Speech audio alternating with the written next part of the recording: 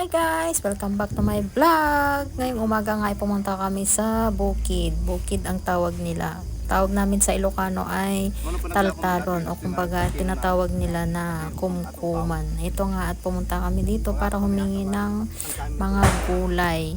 Itong gulay pala na to ay yung sitaw na maliliit. Pero ang tawag nila dito sa kanila ay yung adyo utong nga bulad, kumbaga utong nga babasit. Ito na pa na nagketel-ketel kano kun dito.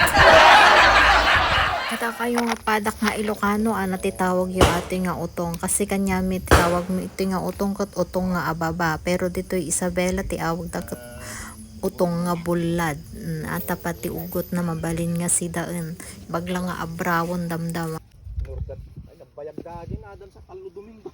Iglesia ka. Aupat ko pas ko ma. Yung kakadya nung ragakinin saan. Ada pa intad da nga bunga ti karabasa kan kabatitin tad ati kasinsin nila kay ko. Tapos nagpuros kami pa ti sabong ti karabasa. Sabong lang karabasa ti ket ko di bunga na ngay kang kung kayat nagares gamin. Agi to agi na alami nga gulay, kalkalunay, pantong, tapos bulong ti paria, ilaok ti balatong. Tapos sa dapay na alami nga sabong ti karabasa, sabong ti ayat nga kunada, charing kabatiti, isagpaw iti miswa. Tapos sa dapay sili di takantarong bunga ti karabasa.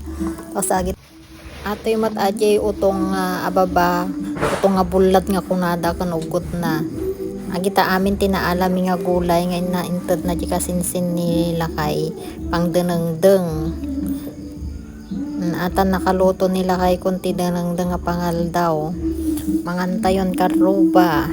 Naimas ti mangan lalo nakapudpudutan na pailang ati denengdeng.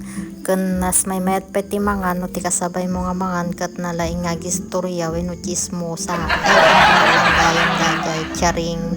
Bye. Thank you for watching.